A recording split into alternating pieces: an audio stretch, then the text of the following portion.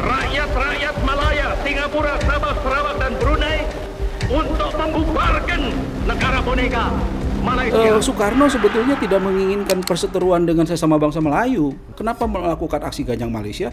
Karena dia melihat di belakangnya ada Inggris.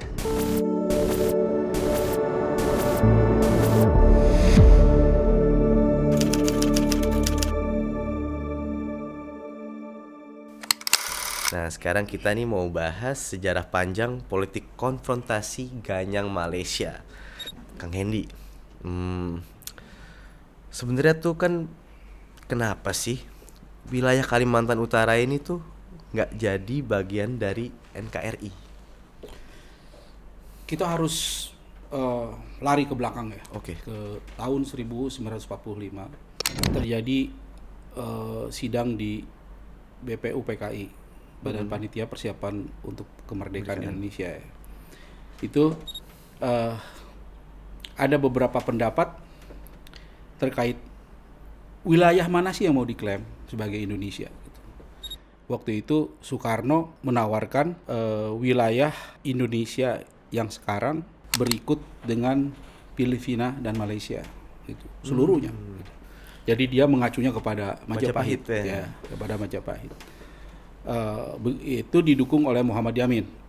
Tetapi ada pendapat alternatif yaitu dari Muhammad Hatta dan Maramis waktu itu yang mengatakan bahwa daerah yang harus diakui sebagai Republik Indonesia itu ya bekas jajahan Belanda kata dia.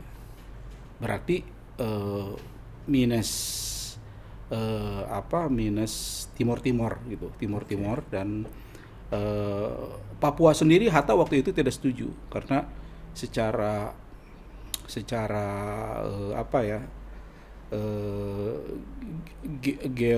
geografi dan secara sosiologis itu berbeda dengan bangsa di barat gitu dia bilang. Tetapi pada akhirnya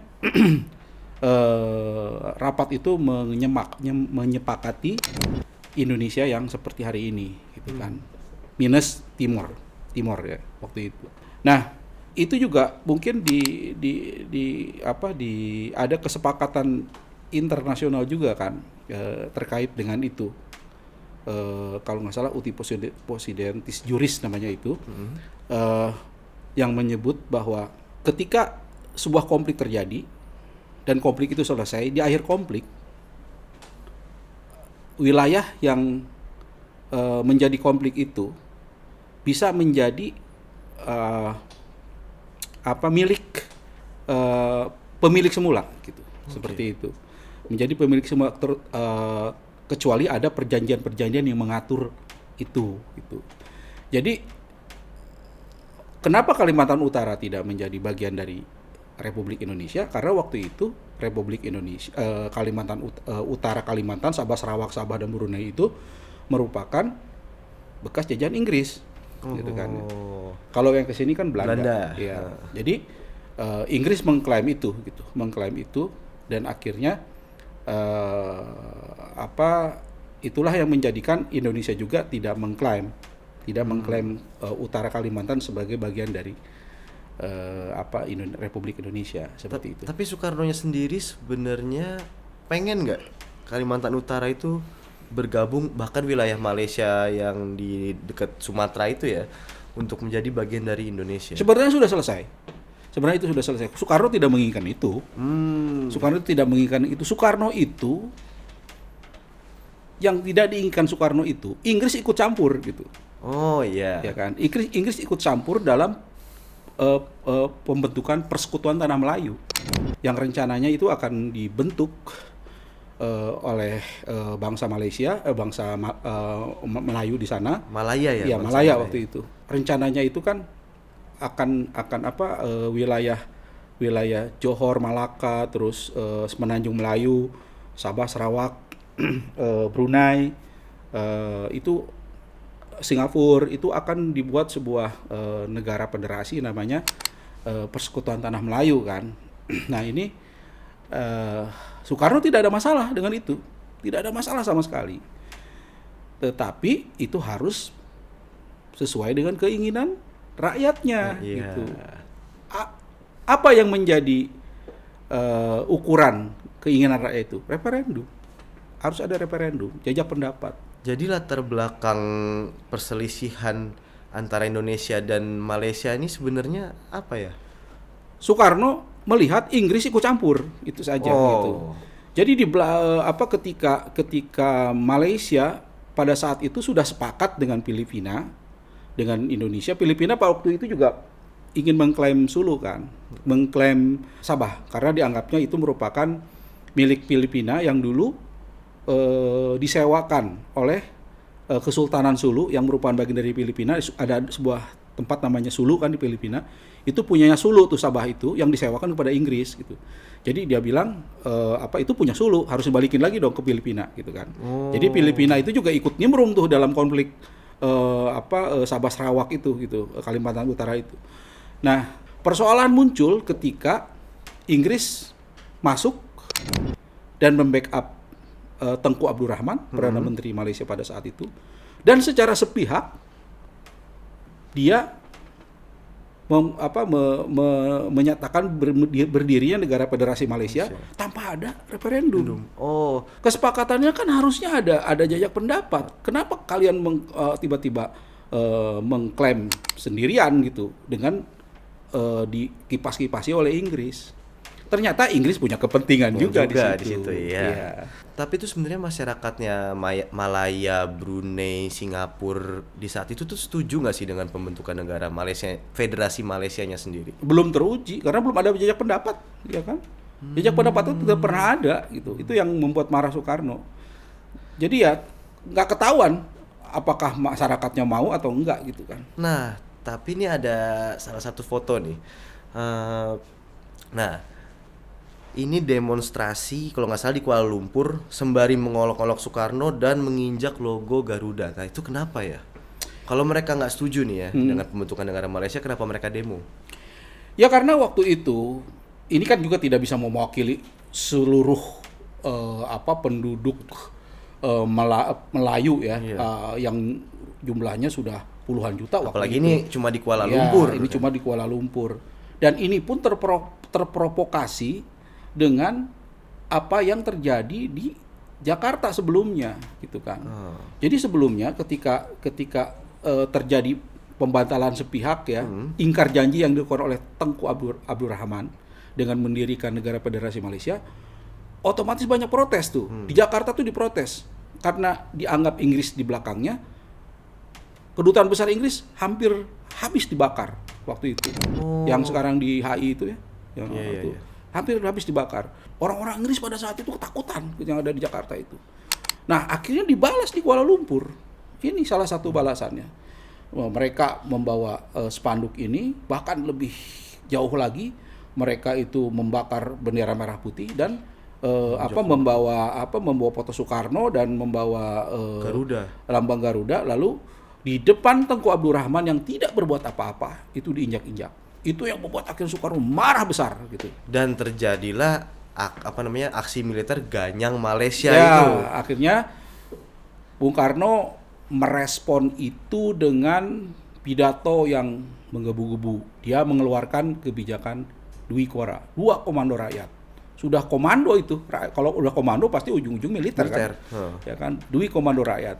Jadi yang pertama perhebat revolusi Indonesia kata Soekarno. Yang kedua, bantu rakyat Malaya, Sabah, Sarawak untuk melakukan revolusi. Gitu. Bantu perjuangan revolusioner rakyat-rakyat Malaya, Singapura, Sabah, Sarawak, dan Brunei untuk membubarkan negara boneka Malaysia. Tapi secara sumber daya manusianya, militernya, keuangannya, emang kita sanggup berperang di saat itu? Waktu itu kita pede karena Soviet memberikan pasokan banyak waktu itu. Kalau Anda tahu waktu itu Indonesia termasuk negara yang paling kuat di wilayah selatan-selatan. Di seluruh Asia dia termasuk kuat. Mungkin di bawah Tiongkok ya. Tapi waktu itu Uni Soviet memberikan peralatan militer secara jor-joran kepada Indonesia, mulai kapal selam, mulai tank, mulai artileri segala macam, bahkan mereka pun mengerahkan ribuan orangnya untuk jadi instruktur. Bahkan untuk jadi tentara bayaran di Indonesia itu. Pernah dibantu oleh tentara Uni Soviet ketika kita melakukan Trikora itu, operasi Trikora. Yang Irian Barat ya. Tapi kan di lawan kita kan Inggris juga nih. Ada, kalau nggak salah tuh mereka juga mendapatkan bantuan dari Inggris dan Australia kalau nggak salah. Dalam kenyataannya kita berhadapan dengan mereka, bukan dengan orang-orang Malaysia, iya. ya kan? Tapi ya karena waktu itu kita pede, karena di belakang Indonesia ada Uni Soviet, kita bergerak gitu. Persoalannya waktu itu Indonesia menjalankan operasi militer dalam intensitas rendah gitu. Jadi dia tidak melakukan penyerbuan yang seperti dilakukan oleh Amerika terhadap Kuwait atau invasi gitu ya, melakukan invasi militer. Tetapi hanya mendatangkan mendatangkan pasukan-pasukan terbatas gitu ya. Ibaratnya pion-pionnya saja lah. Ya, terbatas. Terus dia melakukan penyusupan, melakukan sabotase seperti yang dilakukan oleh Usman dan Harun di Singapura gitu kan.